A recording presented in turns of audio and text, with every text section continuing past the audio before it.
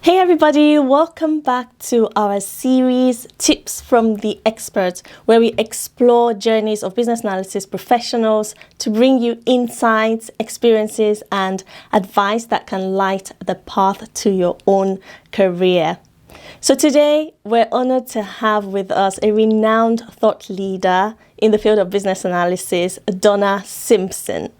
She comes from a unique background, having transitioned from accounting into business analysis, and has since left a significant mark on the profession through her approaches and her leadership. So without further ado, let's welcome Dona to the show. Dona, thank you so much for joining us today. Hi, how are you? Good. I'm excited to be here. Yes, I'm so excited to have you on here as well. Before we get into my list of questions, could you Okay. give us a brief introduction about yourself? Absolutely. So my name is Donna Simpson, also known as Bioday, and I am based in Canada. I am a mom, a wife, and I work as a senior business analyst. I've been working in the field of business analysis for quite a while, which I'm sure we'll get into.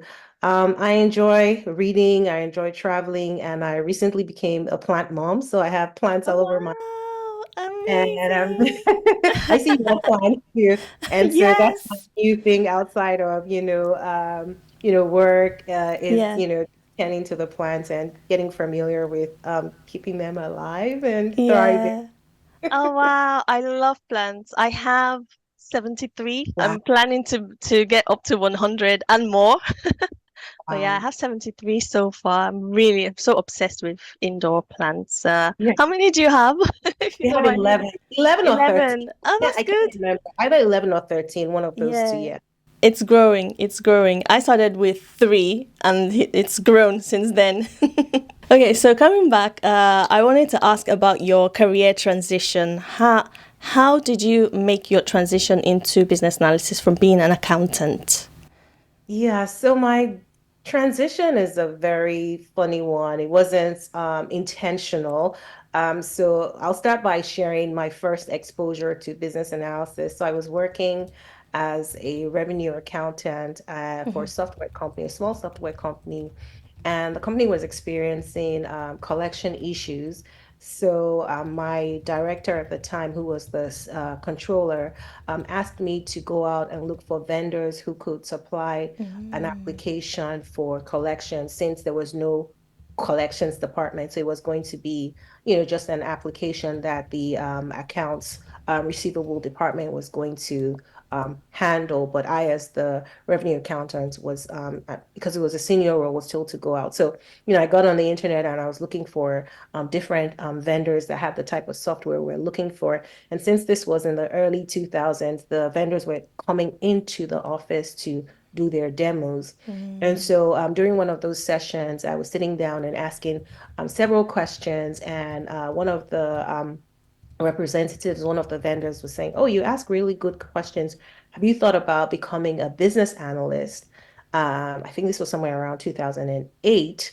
And I said, "No, I don't even know, what a business analyst does or who a business analyst is." But it stayed at the back of my mind because he told me a little bit about it. And, it sounded like a mix of, IT as well. And since I'm pretty interested in software. So, it stayed at the back of my mind. But fast forward, I was in a different role, and this time it was a middle management role, and I was told to support the redesign of the billing system. So even though it was within the accounting department, I was going to lead the redesign of the billing process. And what that meant was redesigning not just the process itself, but also the system by introducing a new billing system. And this was going to be across three countries. It was going to be across Canada, United States, and Australia. So you can imagine I was very Yeah. intimidated by this. And so I was talking to a friend of mine and I was telling her, I don't even know how to draw process maps. Mm, And so she was like, "Oh, there's this course I know, they use process maps, but it's a business analysis class. Maybe you should take it to help you with the process maps aspect of it." Taking a whole course just because of process maps. yes.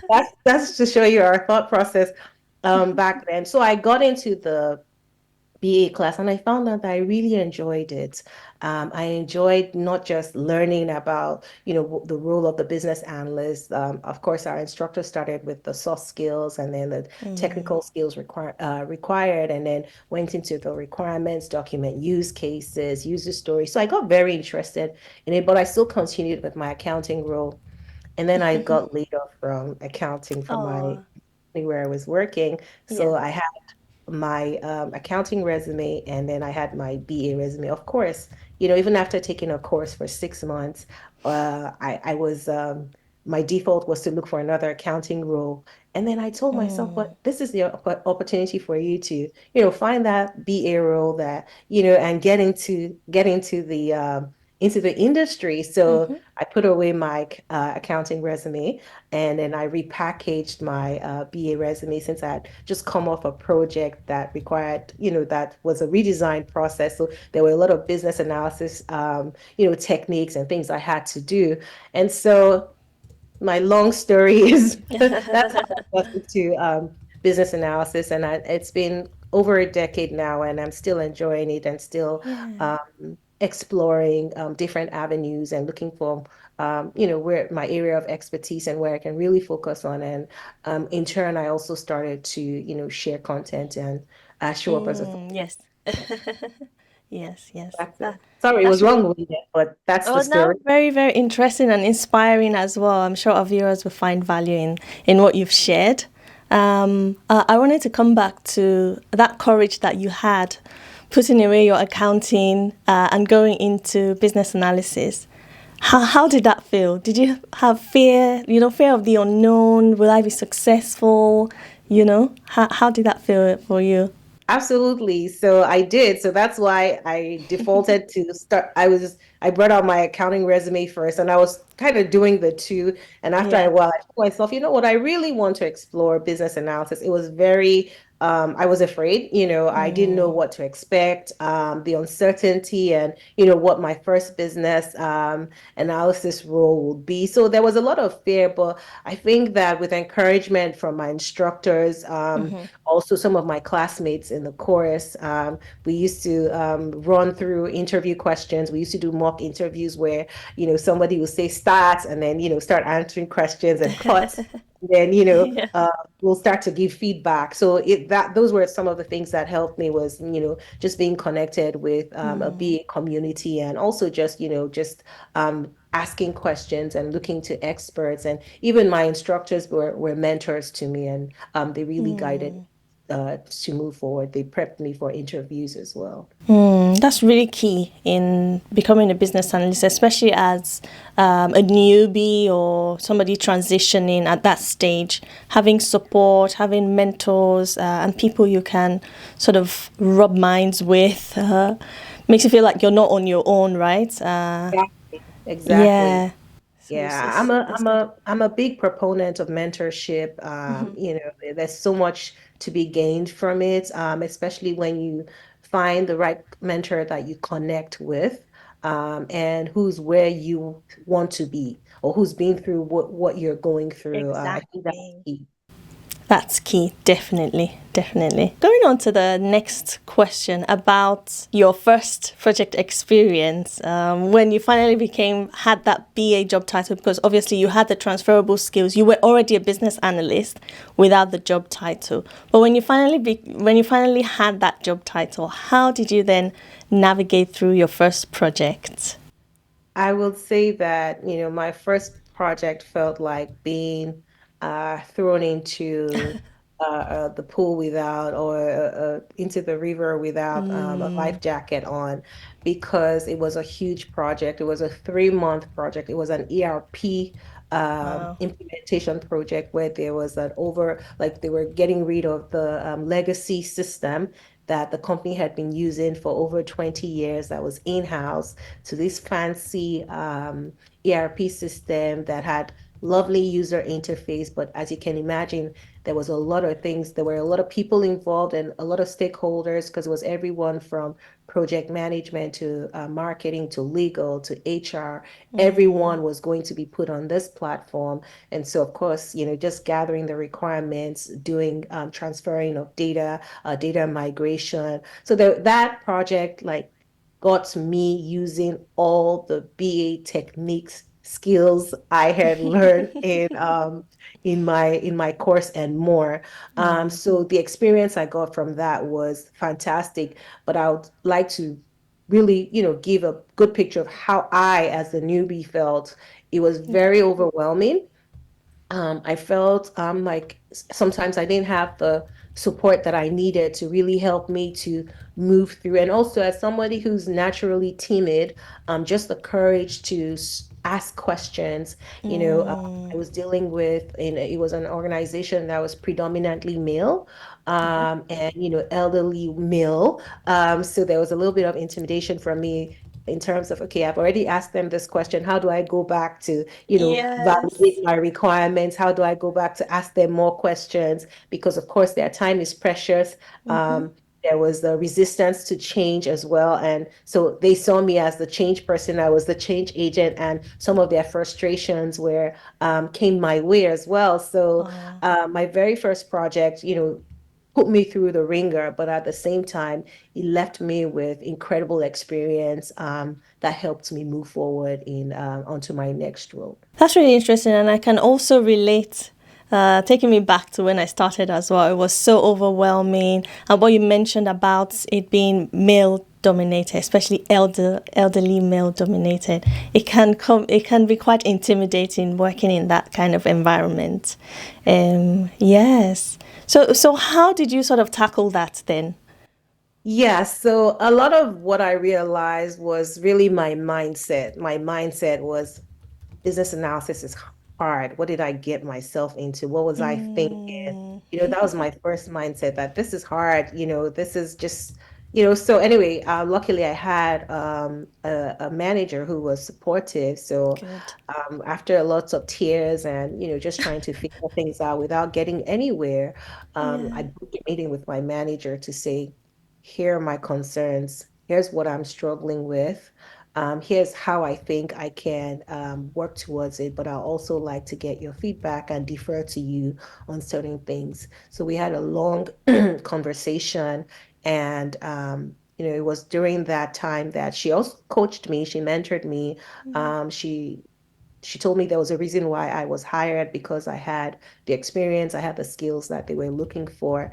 And so with that, that built my confidence. I decided to take stock of what I knew and what I didn't know about the project. So it Mm, started with that and assessing, okay, what are the gaps? What are the things that I need to understand about this project? Okay, who are the people? Who are the resources? Who are my go-to people within the organization? Because there are some people that have been there 10, 20 years who could guide me. So I identified those go-to resources and started working with them, shadowing them, asking them questions, asking for documentation. Now, there wasn't a lot of documentation.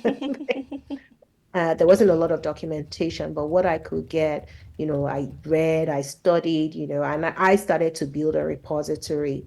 okay. Anything that I learned, I documented, I put in the repository. And that's how I started to, first of all, or understand the organization itself, the culture, and then the reason for the project. Once I understood the reason for the project, the pain points, and what they were looking to do, because there was a 10-year plan for the company. And part of that 10-year plan was this implementation of the ERP system. So once I started to understand not the big picture, but also, what they're looking to achieve, it started to help me build my confidence. I started to go back to the skills I learned in business analysis. But because what happened was that when I felt that it was so hard, I Mm, forgot everything I knew. I forgot right. everything I knew. It was as if I didn't know anything. It was as if I was brand new. Even transferable skills, they didn't exist at that. So that was really how I tackled it. And I can say that the conversation with my manager was a pivotal moment. And it was one that made me realize that, one has to speak up. You have to speak Mm, up. You have to ask for help. You have to ask for support. But also, while you're asking for help, be ready to share what you know Yes. of the situation and possible solutions. They might not be right, but like don't just go asking for Yep. help, but based on my assessment of what is going on, here's what I think. And even if you're asking for help, be really specific with the help that you need. You can't just go and say, I need help. What specifically do you Yes. need help with? What is the research you've done? Um, what have you found? And what is it that you need to do to do the work that you have to do? So yeah. Definitely, that's a great point. To be prepared, do some research on your own. Try to find an answer to your question, some sort of answer, some sort of preparedness before you then go to seek help, because it shows that you're being proactive. You're taking steps to sort of be better, and it also shows that skill to your managers or to your higher level stakeholders that you're actually trying to solve that problem that they have. So those are really great pointers, especially for the viewers, our newbie business analysts and transferring business analysts. I hope you've taken those points on board to help you in transitioning.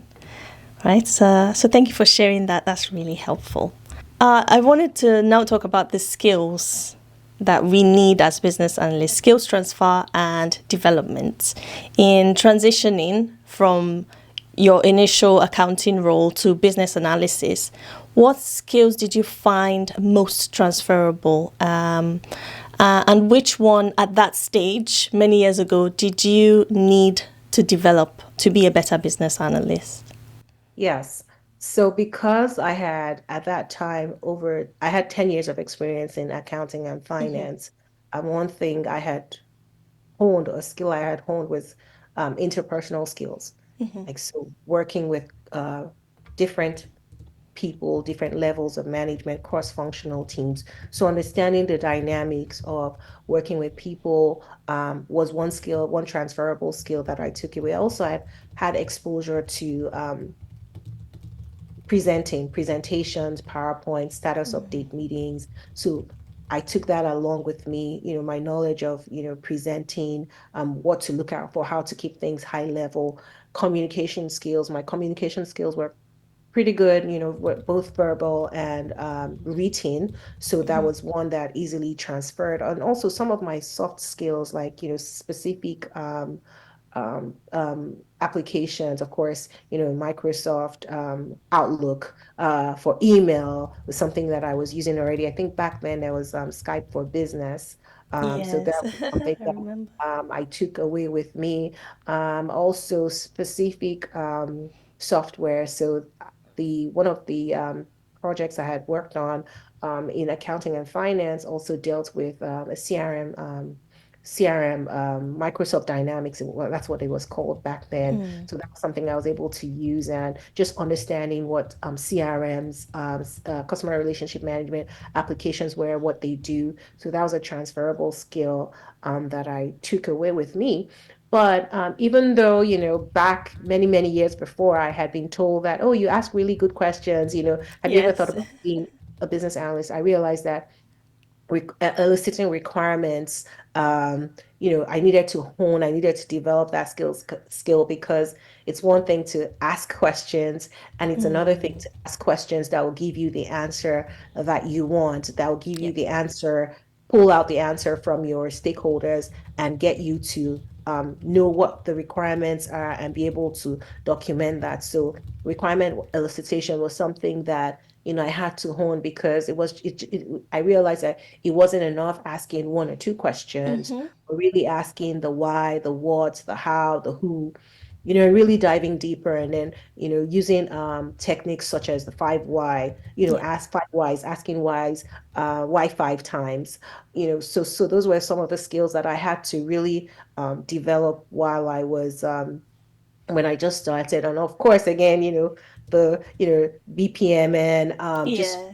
knowing how to come up or design visual diagrams, visual aids was something that, I had to develop as I went from one business analyst role to the other. So yeah, definitely. there was a lot for me to learn as well. My transferable skills helped me build that foundation, but also, just learning more about requirement elicitation, workshops, even though I had handled workshops, but not specifically with stakeholders, in terms of from a business analysis Yeah. point of view. One other skill that I had to definitely hone as I went along. As non-business analysts, there are a lot of skills that we already have, maybe from previous roles, even from university. We all did presentation at university, right? But then when you then go into the real life of doing presentation to stakeholders, executives, C-level stakeholders, it brings on a different feeling towards bringing on those skills. So I guess experience, looking to grow, learning as you grow, helps to build that confidence in being able to use those skills, those transferable skills that you bring. Yes. Um, Oh, sorry. One thing I forgot to mhm, mention was because I was an accountant, mhm, so my analytical skills also transferred, where you're looking at data. I was used to looking at large amounts of data and looking for a correlation and mm, manipulated Excel sheets. So that was very helpful. And also with accounting, there was problem solving as well. yep, Even when one penny is missing, you're trying to figure out how to reconcile, like during reconciliation. So, and my analytical skills and problem solving skills, were very helpful, but again, in a different dimension as a business exactly. analyst. Yes. Yes, yes, yes, exactly. So what would you say? I know going slightly out of the questions that I had listed. So, what tips can you share with maybe people in the accounting domain or other domains that are then looking to move into business analysis? What tips can you share for them to have that confidence that they can do it for people that are interested in moving into the role? Yes, like you had mentioned about transferable skills, about, Mm-hmm. how we worked on presentations in university, that's an easy transferable skill. Yeah. And also, just communication. A lot of us are communicating by email or having to do presentations. So that's definitely a skill that will come in handy, working with cross-functional teams. I know I had Mm-hmm. a client who was working in healthcare and insurance and had been using SAP for a very long time. I was considered a subject matter expert Mm. in her at her company, and I told her, you're already doing um, things that a business analyst will do. So I think another thing is being intuitive and being able to make a connection between what they're doing in their current roles and the role of a business analyst, because Yeah. sometimes we forget that things overlap and cross over. So for people who are, have subject matter expertise in specific applications, whether it's a CRM, whether it's Salesforce, that's one thing that they, should take as an advantage and, um, um, that they can leverage as a business analyst. So, just be very intuitive and intentional about what you know and how that correlates to the role of a business analyst, and Mm-hmm. understand the gaps that they have, That's a good those one. gaps with, whether it's going to be a self-taught study or, Yep. getting formal training in terms of a course or boot camp. But Mm. also just knowing that, just like everything in life, things, there's uncertainty when you're entering new territory, but it's only for a while. And, once you get your foot into the door and you have experience under your belt, you're going to do just fine. Yeah, definitely. Another thing that I wanted to explore is mentorship. How important for you has mentorship and maybe networking been in your career as a business analyst? Yeah, so both you mentioned mentorship and networking have been very Yes.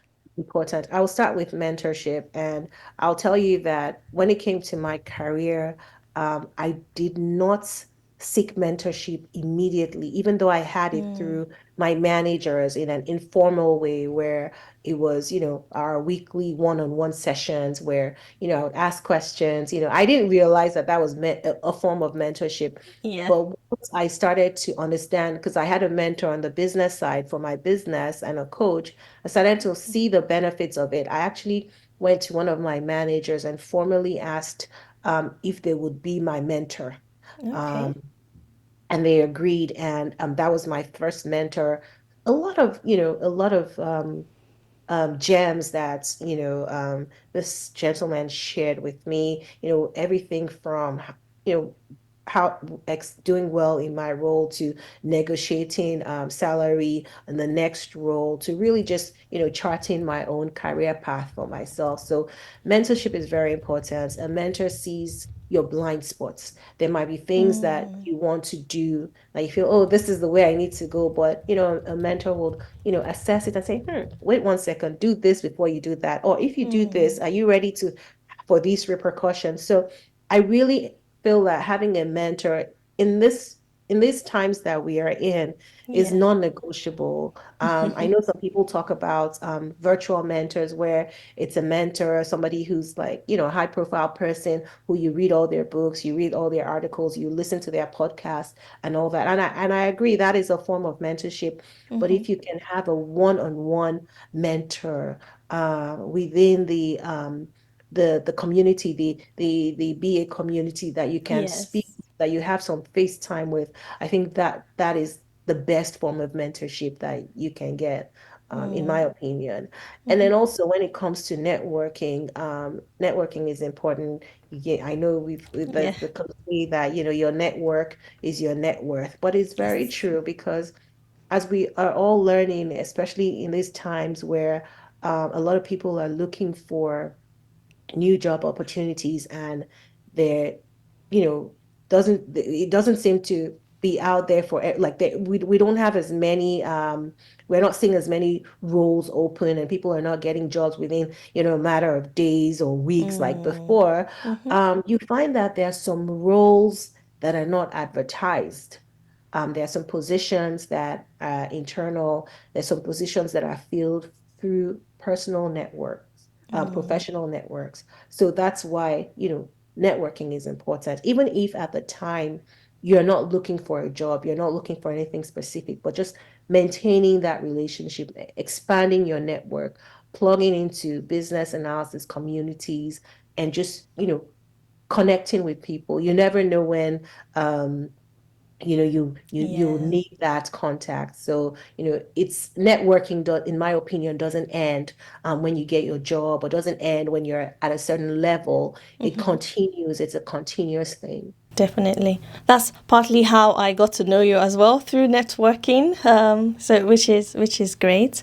So I kind of wanted to also ask, as a thought leader in business analysis and on LinkedIn, where you share business analysis knowledge. Can you tell us about what you do in that business analysis space? What do you offer, and how you can possibly help viewers or new business analysts that are looking to explore this career path? Yeah, so like I started to share content on LinkedIn, just first of all, it was just for the fun of it. Just, oh, I can, there are things that I want to express and share, mistakes that I made that other business analysts can avoid. So that was how I started, and I used to have a business coaching business. And then when I became a mom, I didn't really have time for that, but I still had the itch to, have some kind of business. And I really enjoy coaching or mentorship. I think in the UK you all call it mentorship. Yes, mentorship. More of that than coaching. And so I switched from business coaching to being coaching specifically, career coaching, but on the BA track. So that is how I support new business analysts or experienced business analysts by sharing one on LinkedIn. I'm looking to start a podcast at some point, Amazing. also, but I offer one-on-one mentorship to business analysts who are either just starting their new roles or who are in their role first, second, or third role, but are struggling with their projects. I Mm-hmm. support them through it through weekly sessions and really just helping them navigate their role and especially helping them build the confidence and change their Yes. mindset around certain things that might be, stopping them from really, showing up the way that they want to show up. Because I've had a few people reach out to me who are frustrated that, okay, I'm in my BA role right now, but I don't think I'm showing up the way I should show up. I'm Mm. struggling to figure out, what to do next. Okay, so I have my project, it's been handed to me. What next? Yes. Things that, typically that, if, you went through training, you would understand. But sometimes it's like the mindset, you have these limiting beliefs and it's the fear. So those are the things that I really help my clients with, not just the BA concepts and all, but also, coaching and just using my own experiences. Okay, you have a meeting that you're going for, what Mm-hmm. does your agenda look like? Here are some pointers, create templates. I'm a template girl. So, those are some of the nuggets that I share, create templates for yourself so that when it's time to use them, you have them available and you don't have to start from scratch or with a blinking Mm. cursor. So those are some of the things that I do. I also collaborate with other women in the business analysis space to run live project experiences. Um, that's something that I recently started doing, and in the future, I hope to release my long-awaited audio course for new business analysts. So there's a Wow. lot coming down the Yes. line. Yes, so much to look forward to. For viewers interested, if you'd like to get in touch with Donna, I'll link her details in description box. So I was going to close here, but I wanted to ask one final thing that I can relate with being a woman in this space, being a parent. How do you manage that with work? Can you share with us? Yeah, and I like that you're asking that, especially in this month that we're in. But Yeah. yeah, it's you know it's a juggling act, Mm-hmm. honestly. We talk about work-life balance, and while we all strive for that, but there are some times where something has got to give. If I'm working on a super, super, intense project, and maybe at a phase where I really need to have all my deliverables done, then I have to defer to for support, like whether it's my partner or family to help me. But as a woman in tech, just as a Yes. woman in tech in general, I think that, there's a certain level of confidence that you need to have to, engage in conversations with stakeholders and with other team members who, who are predominantly male. So that's one thing, is Mm. really just having confidence in yourself, in your abilities, and in what you know. Now, when it comes to like family and motherhood, like I said, community support, but also just, giving myself plenty of grace, giving myself lots and lots of grace. I do the best that I can. I might not always get it right, but I really just, do the best that I can. And I'm learning to just take things one day at a time as well, just one day at a Yeah, time. definitely. I can totally relate as well.